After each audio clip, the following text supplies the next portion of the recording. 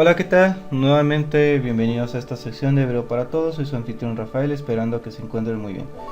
El día de hoy vamos a empezar con una nueva sección de nuestro programa, que es la parte espiritual del hebreo. Ujú. Ahora, vamos a empezar en este caso platicándoles un poquito de la situación y una pequeña introducción para que ustedes puedan entender de la idea principal de lo que es este esta nueva parte de lo que es el programa. Nada más les voy adelantando aquí también que para situaciones prácticas no voy a poner Nicudot en alguna de las diapositivas para un poco de mayor practicidad, pero sepan ustedes que para este punto pues ustedes ya tendrían el conocimiento necesario para saber interpretar, ok, esta es la D, esta es la L, esta es la M, y solamente únicamente vamos a poner ahí en la parte de abajo de cada palabra, pues en este caso la forma en cómo se lee. Ya en este caso pues ya vamos a ir haciendo un poco al lado las Nicudot, pero de igual forma pues es para que ustedes vayan practicando su lectura a la hora de ver cada una de las palabras, ok. Vemos aquí en este caso que nuestro título es Ivrit, hebreo, Lashon HaKodesh, la lengua santa o la lengua pura. El versículo que tenemos aquí para empezar, pues en este caso está en Proverbios 25:2, que dice que Vod Hashem Haster Davar Uhbod Melahim Hakor Davar. Y vamos a ver si quieren ustedes la Biblia en Proverbios 25:2, y dice: la gloria de Dios es encubrir un asunto, pero honra del rey es escudriñarlo. Y me gustaría empezar con esta pequeña introducción. Miren, voy a empezar a hablar un poco de mi testimonio. Quizás algunos se sienten identificados, quizás otros no. Creo que cada caso se debe de tomar de distinta forma, aunque sí hay ciertas variables o constantes en cada uno. Miren, durante mucho tiempo yo fui cristiano, pero siempre me gustó esa parte de aprender los idiomas y demás, ¿no? Y yo entendía dentro del cristianismo que obviamente pues Jesús era judío, y al mismo tiempo pues yo dentro de lo que es la capacitación que a uno le dan como cristiano, pues les dicen que obviamente pues la Biblia fue escrita en varios idiomas, pasó por muchas traducciones, y en este caso pues entender esa parte pues para mí fue sencillo. Pero lo que no me fue sencillo es el hecho de empezar a entender que Jesús tenía un nombre diferente al que uno conocía, Yeshua, posiblemente se lo han escuchado, y que ese nombre pues cambiaba muchas cosas en el aspecto de cómo veíamos la doctrina. Pues por ejemplo, cuando empecé a entender esa parte, dije, es que no puede ser Yeshua, porque nosotros, o yo soy mexicano, yo vivo en México, no tengo nada que ver con Israel, eh, y, y en este caso pues suena algo pues hasta cierto punto lógico, pero como que hay gran contradicción en eso, porque digo, y fue la parte en donde empezamos a ver, o en este caso yo empecé a ver la parte de la Torah el Antiguo Testamento como una parte que realmente no se tenía que desprender de lo que es pues lo que decía Jesús, Cristo, Yeshua. Y se los pongo desde este punto de vista. Eh, Entendemos que la Biblia es un compendio de dos testamentos, el Antiguo y el Nuevo. No voy a usar términos para que puedan ir conmigo, pero esos dos compendios pues hacen una unidad. Ahora, ¿qué pasa en este caso? Que cuando tenemos una naranja y la partimos a la mitad y me quedo con la mitad de una, la cuestión es, ¿sigue siendo la misma naranja? No sigue siendo la misma naranja. ¿Por qué? Porque solamente tengo la mitad de una parte. ¿Y la otra mitad dónde quedó? Ahora, la otra situación es, bueno, cuando un padre le da herencia a su hijo algo, o en este caso pónganse en el lugar del padre. Ajá. Si ustedes en su debido caso, si son casados, casadas, o si en este caso si en algún punto van a tener hijos, sepan ustedes que cuando le dan algo a un hijo y ese hijo dice, ok, papá, mamá, te acepto esto, pero esto no. Entonces, ¿cómo se sentirían ustedes? Esa es la forma en cómo empecé a ver esa parte de, ok, esta parte del Nuevo Testamento es válida y el Antiguo no. Pero digo, si Dios,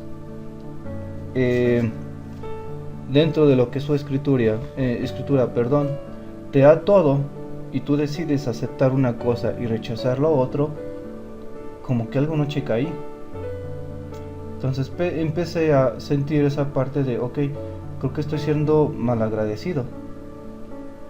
Y entra la otra parte en la que por mucho tiempo yo empecé a ver que como dice la Biblia, ¿no? Que ya no somos, ya no estamos bajo la ley, sino que estamos bajo la gracia. Eso es algo que lo voy a comentar un poco más adelante. Pero cuando empecé a entender esa parte, digo, es que ¿cómo podemos validar la ley si la ley, pues ya no estamos bajo la ley, estamos bajo la gracia? Y empecé a ver, bueno, ok, ¿qué es la ley? Pues la ley te habla acerca de la ley de Moisés, aquella ley a la que siempre estamos entendidos de que es la que tenemos que rechazar. Digo, ¿de qué me habla la ley? La ley me habla en este caso, por decir los 10 mandamientos, habla de honrar a tu padre y a tu madre, no tendrás dioses ajenos, únicamente tendrás a Dios, en este caso no matarás, no robarás.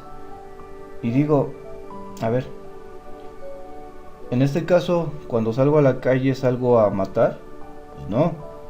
En este caso, la Biblia me pide, dentro de los mandamientos me pide que honre a mis autoridades. ¿Los deshonro? Pues no. La Biblia dice que dentro de sus 10 mandamientos es que honre a mi padre y a mi madre. Ahora, la cuestión es que cuando en la iglesia exponen la parte de que ya no estamos bajo la ley, que la ley es inválida porque estamos bajo la gracia de Cristo, es como decir que simplemente que todos y cada uno de esos elementos que me pide honrar, respetar, no matar, no robar, no idolatrar, pues da a entender que sí los puedo hacer. Entonces, si yo no incurro en incumplir en eso, entonces inconscientemente estoy cumpliendo la ley sin así verlo. Pero la cuestión aquí es esta, que la ley no es algo como para que se pueda decir que es malo, sino todo lo contrario. Pero entonces dense cuenta en este caso, a ver, si todas esas cosas son inválidas y ya no estoy bajo esas normas de la ley, entonces ¿por qué en la iglesia cristiana, o como yo lo aprendí, o en cualquier iglesia, por qué es indispensable en este caso presentar el diezmo o la ofrenda? Sépanse ustedes que el diezmo y la ofrenda es uno de los tantos mandamientos que viene dentro de la Torá. Entonces, ¿por qué yo tengo que aprender a respetar, dar la ofrenda, cuando por el otro lado me dicen que ya no estoy bajo la ley? Entonces, eso a mí me da el derecho de poder, pues no, de tener la opción de no querer dar el diezmo y dar la ofrenda. Y más sin embargo lo sigo haciendo. Entonces, aquí como que esas cosas no me empezaron a cuadrar, porque digo, si tengo que, a ver, si en este caso, ¿por qué entonces tengo que obedecer unas cosas y otras no? ¿O por qué en este caso tengo que estar validando unas cosas y otras no? Sabiendo que todo, tanto normas sociales, normas económicas, normas en este caso que tiene que ver con la alimentación, la salud y demás, pues son normas que están escritas en la Torah. Entonces aquí quién define lo que tengo que hacer y lo que no tengo que hacer. Eso es algo que vamos a ir viendo, pero esta parte fue algo que a mí me empezó a llamar mucho la atención, como para decir, como que algo no checa. Y fue cuando empecé a incurrir al estudio de esto y encontré algo que se llama raíces hebreas. Entonces sépanse en este caso que raíces hebreas no es más que saber que lo que es la Torah y Cristo, en este caso como lo he venido conociendo como Yeshua, son ambas partes la mitad de esa naranja. Cuando yo separo esas dos mitades como para entenderlo o verlo de diferente forma o verlo desde otro punto de vista, no funciona. Para que tengamos la oportunidad de conocer el concepto de todo lo que conlleva, hay que ver el concepto de cada uno visto desde el otro lado. No puedo ver la Torah sin Yeshua, y no puedo ver a Yeshua sin la Torah. No puedo ver en este caso la unidad de lo que Hashem, lo que Dios estableció, sin tener el complemento de ambas partes. Entonces cuando empecé a ver eso, pues digo, ok, creo que hay algo raro aquí, ¿no? Y fue cuando empecé a ver este tipo de cosas. Entonces fue todo un proceso de transición, pero algo que sí les comento es que el aprender, o en este caso el precio de aprender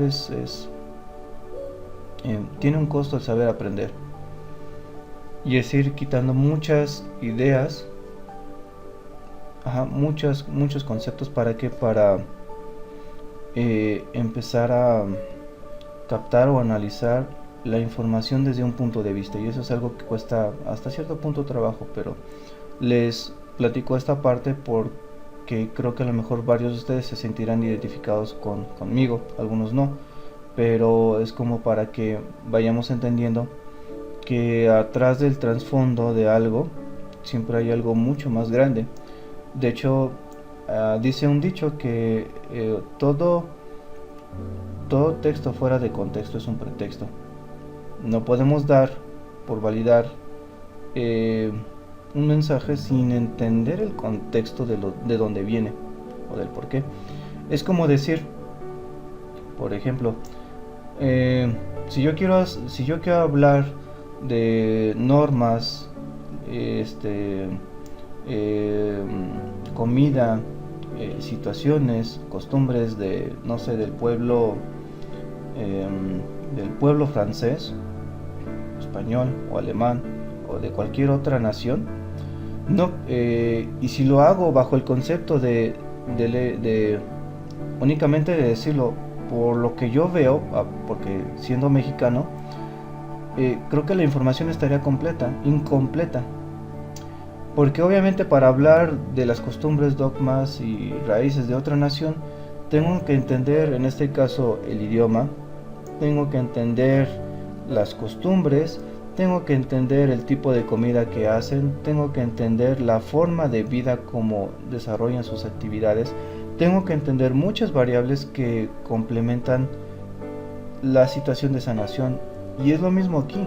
Yo no puedo hablar de Cristo, no puedo hablar o de mencionar algo de Cristo, no puedo mencionar algo que viene en la Biblia si no entiendo el concepto de quién y de dónde proviene, ¿sí?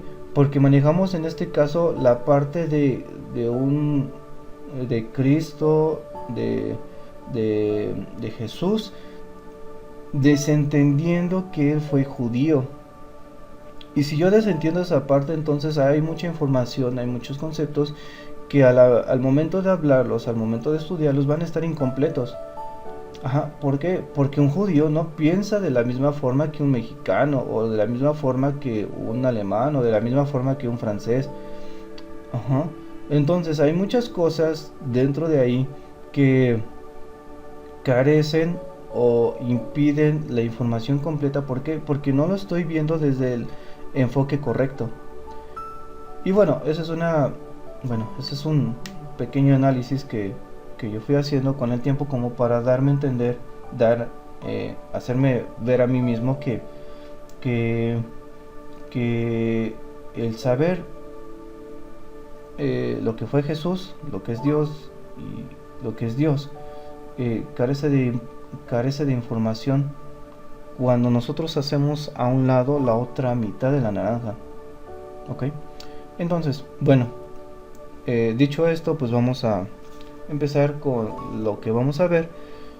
Vamos a empezar en este caso con la parte del temario.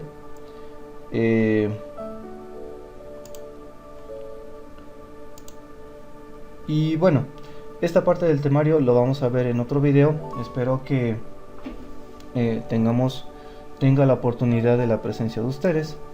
Y cualquier cosa, pues ahí estamos en contacto. Pues bueno, el siguiente video pues vamos a ver la otra parte. Este primer video fue la introducción. Y espero que se encuentren bien. Y nos vemos hasta la siguiente sesión. Hasta luego.